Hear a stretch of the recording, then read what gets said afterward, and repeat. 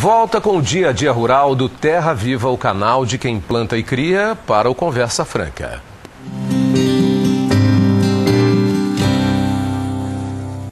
Pedro Luiz Fernandes, bom dia, obrigado pela presença aqui no nosso programa. Obrigado, Tavinho, pelo convite. O Pedro é engenheiro químico e vice-presidente regional de uma grande empresa multinacional que tem sede na Dinamarca e que está diretamente envolvida com os novos processos de transformação de produtos em energia. Nós vamos falar hoje sobre etanol celulósico, mais comumente entre nós o etanol do bagaço de cana-de-açúcar, mas que não é só do bagaço de cana-de-açúcar. O sabugo do milho pode produzir, a palha do milho também, a madeira também. Na verdade, são bactérias que decompõem esses produtos e os transformam em energia. Conta um pouquinho para a gente desse processo, Pedro. As bactérias, elas, nesse caso especificamente, elas vão produzir as enzimas. Tá? As enzimas são substâncias químicas que podem ser utilizadas em várias reações químicas, cujo o papel principal delas é acelerar a reação. Neste caso, especificamente da produção do etanol de segunda geração, as enzimas elas vão produzir o etanol degradando a celulose contida em toda essa biomassa. Essa biomassa, como você já mencionou, pode ser o bagaço da cana-de-açúcar, que no Brasil é o maior volume de biomassa que temos. Resto de madeireiras, como cavaco, cipilho, serragem, também é um material rico em celulose, palha de trigo, sabugo de milho e a palhada do milho também. Tudo isso pode ser produzido etanol de segunda geração com as enzimas. O processo natural de decomposição já existe na natureza. Sim. O que os químicos e a engenharia e os técnicos fizeram foi buscar formas de produzir enzimas que promovessem a decomposição desse material, mas aí gerando energia. Qual é a diferença entre um processo normal de decomposição? O processo de composição está na natureza, então as bactérias vão atuar, a umidade, a temperatura. No caso das enzimas, o que elas vão fazer? Elas vão, como eu disse, degradar essa celulose em açúcares fermentáveis para a produção do etanol. Agora, tem um passo anterior à utilização das enzimas, que se chama pré-tratamento. A cana-de-açúcar ela é constituída basicamente por lignina, por celulose e por hemicelulose. A lignina, Tavinho, funciona como se fosse um cimento. Ela une a celulose, ela dá estrutura para a cana-de-açúcar.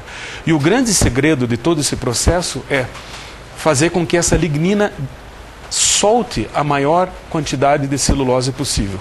Então, é o pré-tratamento. Nesse caso, especificamente, o nosso parceiro aqui no Brasil é o CTC, lá de Piracicaba, o Centro de Tecnologia Canavieira. Perfeitamente. Eles estão desenvolvendo essa metodologia do pré-tratamento.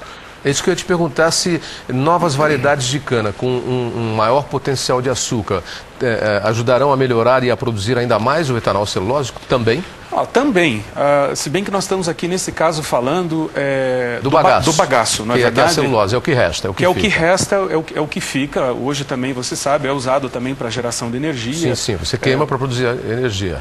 Uma pequena parte também é utilizado para alimentação do gado. Mas ali fica a pequena quantidade de açúcar ou essas enzimas têm o potencial de transformar essa celulose em açúcares que aí sim, fermentados, vão produzir o etanol? Perfeitamente, é exatamente isso. As enzimas vão lá, depois desse pré-tratamento, onde vai estar lá, nós vamos ter uma disposição maior de celulose, você adiciona a enzima nessa segunda etapa, essas enzimas vão degradar essa celulose em açúcares fermentáveis, e aí a terceira etapa é a fermentação, onde vai ser produzido o etanol. Essas novas variedades, como você citou aí, uma que já vem sendo desenvolvida pelo CTC, eu presumo que será uma cana mais volumosa ou até com mais palhada, e isso também deve aumentar a produção tanto do etanol quanto da cana-de-açúcar, além de deixar um subproduto que depois vai ser transformado em produto nobre para a produção do etanol.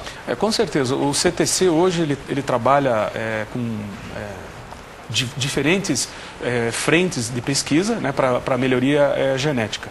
E com certeza, se houver demanda no futuro, não é verdade? de que essa cana-de-açúcar tenha uma massa maior de celulose, acredito que sim. Hoje, com a biotecnologia, quase tudo é possível, né? A gente ouve falar desse processo de alguns anos para cá, mas eu acredito que ele já deve ter sido pesquisado aí pelos cientistas há um bom tempo. Um pouquinho da história desse processo para a gente. A Novozymes vem trabalhando nesse processo há aproximadamente 10 anos já, porque ela vislumbrou esse potencial, não só no Brasil, mas no mundo inteiro. Ela é uma empresa dinamarquesa e eu acredito que ela começou a pensar nisso a partir dos restos de madeira que são muito comuns em madeireiras no hemisfério norte, né, nos países nórdicos. Perfeito. E assim também com a palha do trigo. Não Sim, querendo, trigo também. Do trigo, não querendo fugir da tua pergunta, mas só para te dar um exemplo, durante o COP15 que houve em dezembro, não é, nas mudanças climáticas, a reunião global, 50% da frota que transportava as autoridades estava sendo movida com etanol produzido da palha de trigo.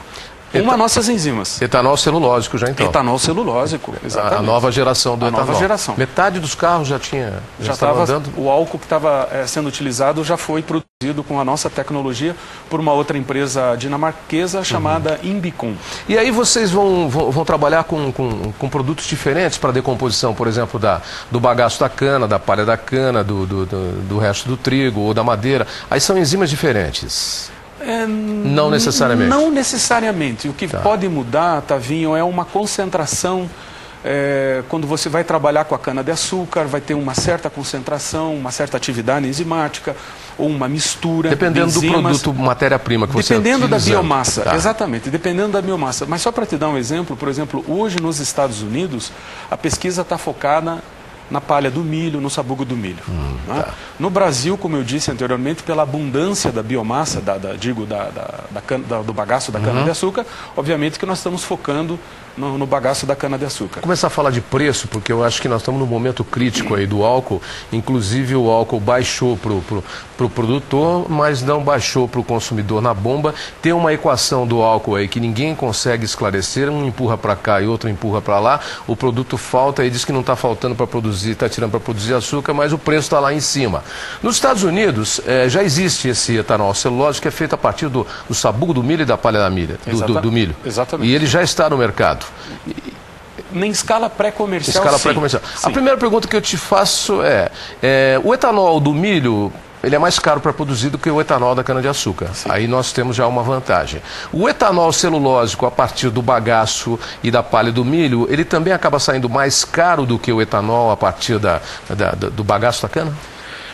Você já tem essa conta? Nós temos resultados, vamos assim dizer, um tanto prematuro ainda falar. Tá. Por quê? Deixa eu te explicar por que é prematuro. Primeiramente que a indústria do etanol de segunda geração, ela está num processo de criação, ela está nascendo. Tá, você está montando as suas planilhas ainda? Nós estamos montando as nossas planilhas, mas sabe quando nós saberemos precisamente? Espero que em breve eu possa voltar aqui e falar para você quanto vai custar, quando nós tivermos um modelo econômico e quando nós tivermos as usinas aqui no Brasil de escala de demonstração. Por que é importante essas usinas de demonstração ou escala pré-comercial? Porque lá você vai testar todo o processo produtivo, desde a chegada do bagaço até a saída do litro de álcool. Como eu te disse, hoje o que nós temos, Tavinha, nós temos resultados de laboratórios que são extremamente promissores. Nós temos um modelo, sim, econômico, que está faltando um ajuste ali e outro acolá, mas que em breve nós poderemos responder para você com uma maior precisão. Tá, mas eu tenho aqui que já a produção desse etanol 2G, né, que é como você chama. 2G, segunda geração. É o segunda geração. Ele nos Estados Unidos já conseguiu produzir um combustível onde o galão, que são 3,8 litros, fica em torno de 13 centavos de dólar. É isso? É o dado que eu tenho aqui. Não, me corrige. Conseguiram nos Estados Unidos produzir um etanol, 50 centavos de dólar, 1 litro de etanol de segunda geração. Portanto, mais barato do que o etanol de primeira geração ou o mesmo valor que o etanol de primeira geração produzido a partir do milho nos Estados Unidos? É um pouquinho coisa mais alta. Mais alta ainda. Mais alta.